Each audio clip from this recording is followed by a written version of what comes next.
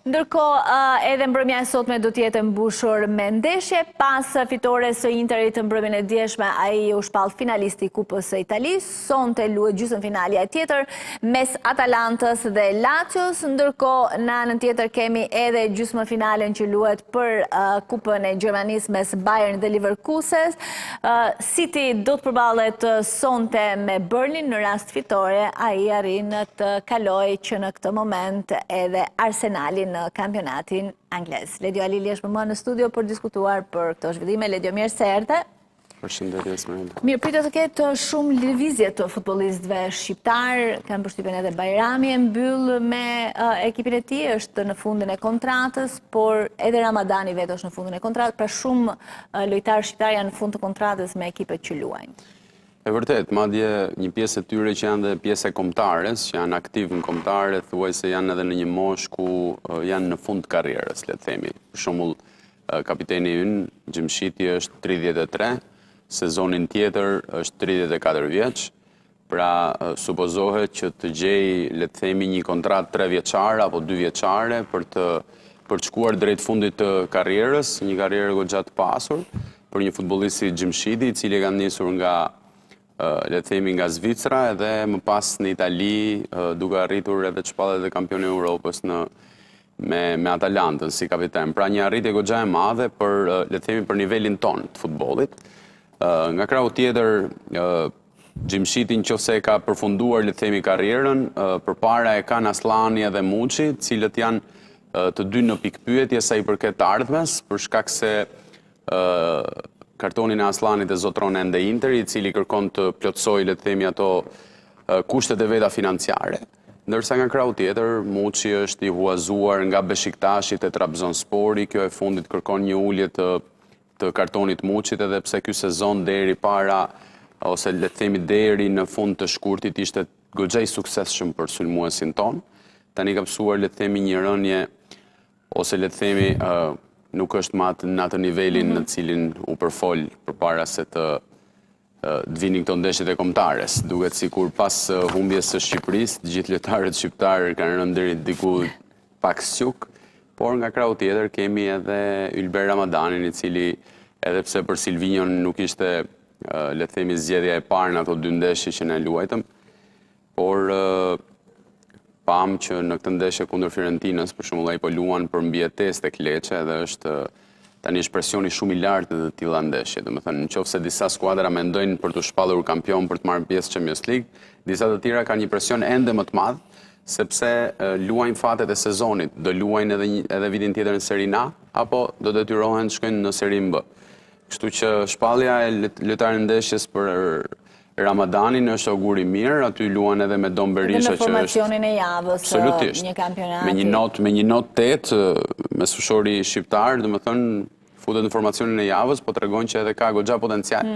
Edhe shpresojmë që Lecce, pse jo, të rinë Serin A për të mirën e të dyve, sepse bashkë me të luan edhe me Don Berisha, që më vjen keq, po psoj një dëmtim i cili e largoi disi nga le të themi, nga i fokusi që kishte në këtë kampionat, sepse e nisi shumë mirë.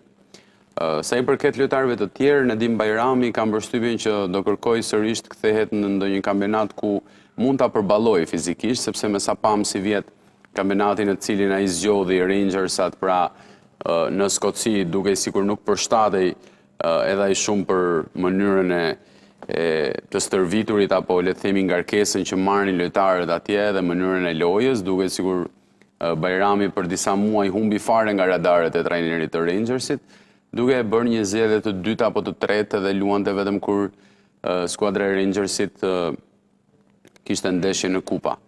Kjo është pak a shumë, le të themi, një pasqyrë kështu e përgjithshme e lojtarëve shqiptarë, Esmeralda.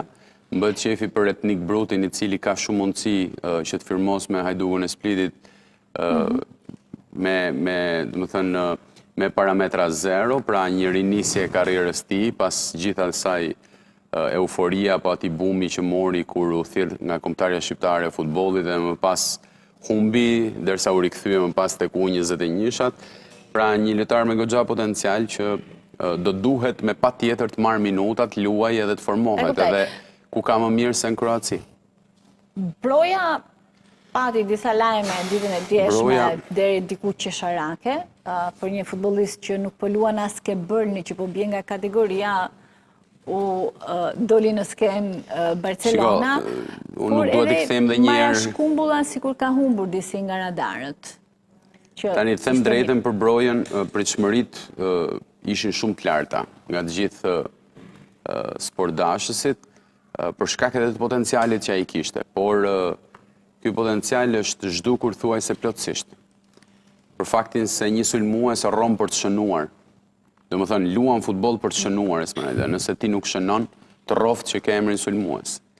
Kështu që në këtë pikë për Brojen vjen shumë keq, absolutisht që nuk ju uroj asnjëherë që le të themi të shkojnë në Championship të Burnley, por kam përshtypjen që duhet ta rinisë edhe një herë karrierën e tij, siç bëri në kohën kur shkoi në Holand.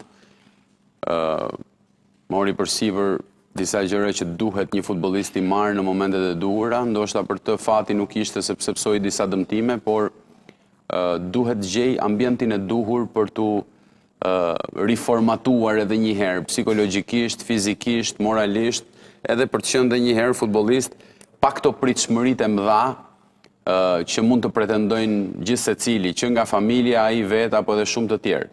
Potencialin mund ta kesh, nëse nuk e nxjerr pa, mbetet aty i strukur edhe nuk shpreh më asgjë. Domethënë, këtë vit menduam, sepse e nisi mirë janarin me disa pjesëmarrje, madje arriti të shënonte një gol, menduam të gjithë që le të themi i la pas ato dëmtimet edhe ato fatkeqësitë që kaloi, por me sa duket problemet për të nuk kanë të ndalur edhe më shumë se fizike, kam përshtypjen që i ka deri diku edhe psikologjike si probleme. Kështu që për të mendoj që do ishte përshtatshme të gjente një terren më të duhur. Mirë, Alin Sadiku sapo ka publikuar tani ato çfarë thatë pak më parë për Etnik Brutin, i cili ka nënshkruar në fakt kontratën 3 vjeçare me Hajdukun e Splitit. Është lajm i mirë, është lajm goxha i mirë për të. Hajduku Splitit është një skuadër që pas Dinamo Zagrebit është skuadër e cila është për të vlerësuar në kampionatin kroat të futbollit, madje shpesh herë nxjerr edhe prodhon lojtar të nivelit. Është një skuadër e cila nëse do jap